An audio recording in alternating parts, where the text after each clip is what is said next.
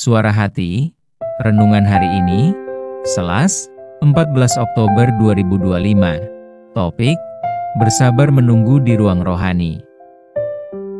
Dan jangan lupa saudaraku, untuk membagikan renungan ini kepada orang lain, agar mereka juga mendapatkan kekuatan rohani di dalam Tuhan.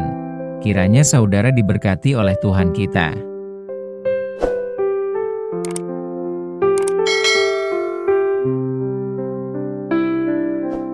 Nas renungan kita hari ini, Ibrani 6 ayat 11, tetapi kami ingin, supaya kamu masing-masing menunjukkan kesungguhan yang sama untuk menjadikan pengharapanmu suatu milik yang pasti, sampai pada akhirnya. Saudaraku, dalam hidup ini, ada masa-masa penantian akan janji Tuhan. Mungkin dapat kita sebutkan, menunggu di ruang tunggu rohani. Seperti kita sedang menunggu di ruang tunggu rumah sakit atau di ruang tunggu tempat lainnya. Menunggu akan janji-janji Tuhan, terkadang terasa agak lama, dan hati pun kadang-kadang mulai bertanya-tanya, mengapa Tuhan belum menjawab apa yang kita minta, atau mengapa tidak ada perubahan dari sebelumnya. Pada situasi seperti ini, biasanya iman kita mau terguncang, dan bertanya benarkah Tuhan berjanji dan mendengar kita? Ya, seperti muncul keraguan kepada Tuhan.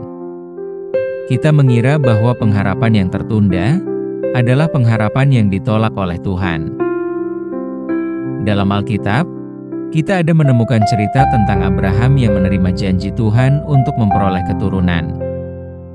Namun dalam kenyataannya, Abraham menunggu bertahun-tahun untuk melihat janji-janji Tuhan Allah itu, dan akhirnya digenapi. Ia sulit membayangkan penantian Abraham. Ia menunggu dengan sabar dengan Sarah istrinya.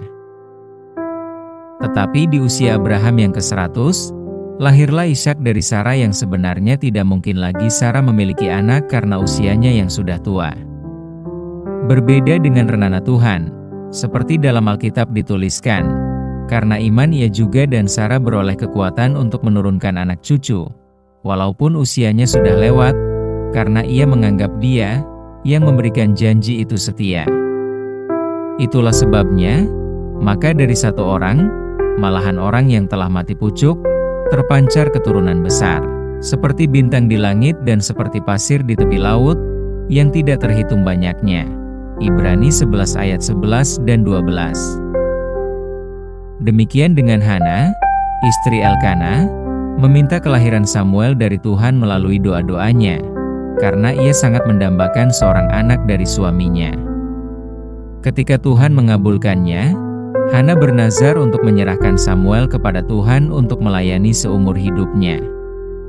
Permintaan itu adalah janji dalam doa yang diucapkannya ketika ia sangat bersedih karena kemandulannya, dan kemudian ia menepati janji itu setelah melahirkan Samuel. 1 Samuel 1:1-8. Dari kebenaran ini, nyata bahwa iman menjadi dasar bagi kita untuk menerima janji dari Tuhan. Dan janji itu menjadi sebuah fondasi kepada kita, untuk membuat kita tetap tegak dalam pengharapan yang sepertinya agak suram. Apakah hari-hari ini kita sedang menunggu, dan mengharapkan sesuatu dari Tuhan, mungkin untuk kesembuhan, pemulihan, atau jawaban doa yang kita panjatkan sedang berulang-ulang? Jika ya, maka jangan pernah meragukan kebaikan dan kesetiaannya dalam penantian kita. Mari kita kuatkan fondasi iman kita dengan kuat teguh, sambil terus berpegang kepada firman-Nya. Sebab firman-Nya mengandung kepastian, karena bersumber dari pribadi yang setia dan tak pernah ingkar. Tanpa iman, penantian kita akan terasa seperti beban berat, rasanya seperti tidak tertahankan. Namun dengan iman, dalam masa penantian akan menjadi tempat mengolah jiwa untuk berkeyakinan. Sebab dalam penantian itulah, Tuhan sedang mengajar kita untuk bertumbuh dalam kesabaran dan ketaatan. Tuhan sedang bekerja membentuk karakter kita, memperdalam kepercayaan kita, serta memperkuat fondasi kerohanian kita. Dalam penantian itulah, kita berhasrat mengikuti teladan orang-orang terdahulu, yang oleh karena iman dan kesabaran mereka, mereka telah menerima dijanjikan Allah itu. Jadi ketika harapan-harapan kita sedang menanti jawaban, biarlah iman percaya kita yang menopang kita. Amin. Topik doa kita hari ini, kepada tetangga kita yang sudah sakit lama. Salam sejahtera saudaraku, Tuhan Yesus memberkati kita.